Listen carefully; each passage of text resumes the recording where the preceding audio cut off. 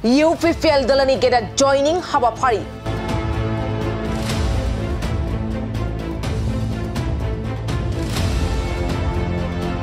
खाम्फा बरगयारिया UPPL दलोआव जगदान जाबाय।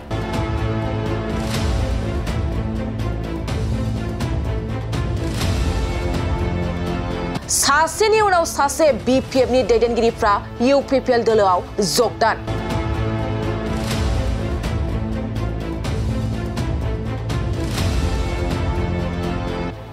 नंगौ चिरां जिल्लानि थाइखाजरायाव थानाय गेलेग्रा फोथाराव UPPL दलनि गेदेर जयनिं हाबाफारि BPF दलनि सासे राफोद आरो गोख्रों दैदेनगिरि खाम्फा बरगयारिया BPF दलखौ नागारनानै UPPL दलोआव जगदान जानाया थारैनो BPF दलनि जोबोद गेदेर खहा।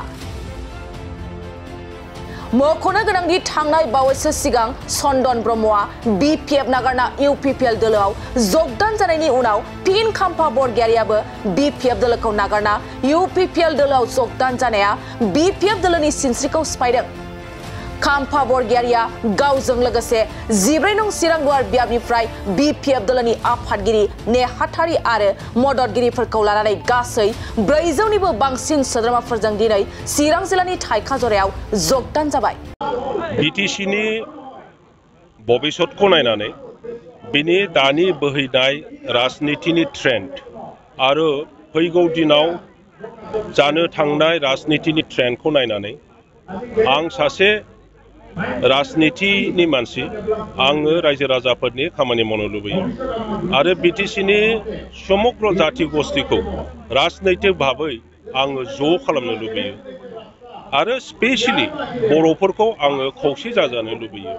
दा बेनि थाखाय आं जथेस्थ' खामानि मावबोदोंमोन आरो गोबां खारनाव बेखौ सफल खालामनो हायाखै, मावफुंनो हायाखै। आंल' नङा UPPL नियानो जा बा BPF नियानो जा गोबां गोजौ सारिनि दैदेनगिरिफ्रा बे खामानिखौ मावफुंनो थाखाय सेस्था खालामबाय थादोंमोन, नाथाय दिनैसिम जायाखै।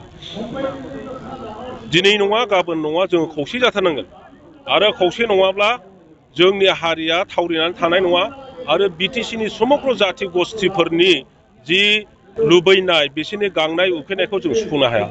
खारन जोङो जेरैहाय जोंनि भाषाखौ मोजां मोनो, जोंनि कला कृष्टिखौ फोथांनानै लाखिनो लुबैयो, गुबुन हारिफोर जेरैहाय जोंनि खाथियाव थानाय मुस्लिम मानसिफोर, नोङो आदिबासि मानसिफोर, नेपालि मानसिफोर, असमिया मानसिफोर, राजबंशी, बंगालि, बिहारि गासैबो गावनि भाषा आरो संस्कृतिखौ लानानै थांनानै थानो लुबैयो, डेभेलप खालामनो लुबैयो। दा बेखौ आं नुदों जे बेखौ मावफुंनोब्ला फैगौ समनि जि राजनितिक सोलिबाय थानाय जे UPPL नि दारैहाय बियो बांसिन स्कप दङ। UPPL नि मानसिफ्रा समग्र जाति गस्थिनि थांनानै थानायनि खोथा बाथ्राखौ सिन्था खालामदों। बिथांमोना मोनफ्रोमबो जाति गस्थिनि भाषा संस्कृति उन्नयननि सिन्था खालामदों आरो स्पेसियेलि जोंनि बर' मानसिफोरनि थांनानै थानायनि बाथ्रा बिनि परिकल्पना बिथांमोनहा खालायनानै खामानि मावगासिनो दङ। दा ओंखायनो आङो बिथांमोनखौ आरोबाव हेफाजाब होनानै थाबै आरो साबसिनै जोंनि जायगायाव सान्थि प्रतिष्ठा खालामनाय आरो जौगानायनि खामानि मावनाय बे खामानिखौ आगोल लांनो लुबैदों।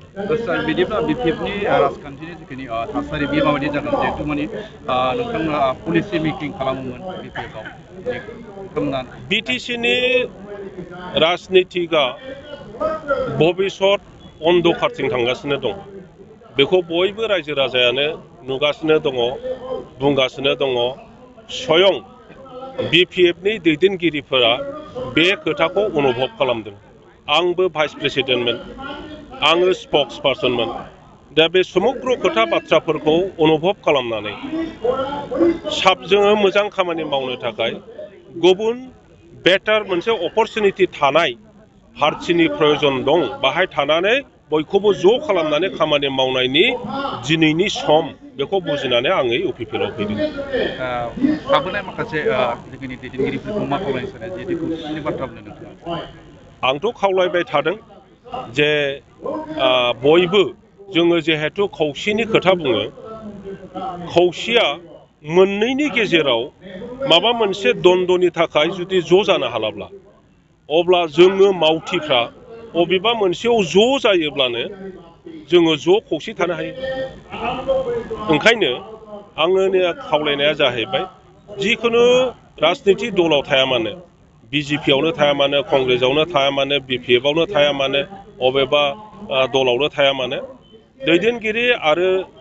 दैदेनगिरिफ्रा रायजो राजाफोरखौ लानानै ज' इउपिपिएलआव फैब्लानो जोङो मोनसे सक्तिशालि दल खालामनो हायो इउपिपिएलखौ आरो बिटिसिनि समग्र समस्यानि सायाव जोङो मोजाङै सिन्था धारा लानानै खामानि मावलांफिननो हायो।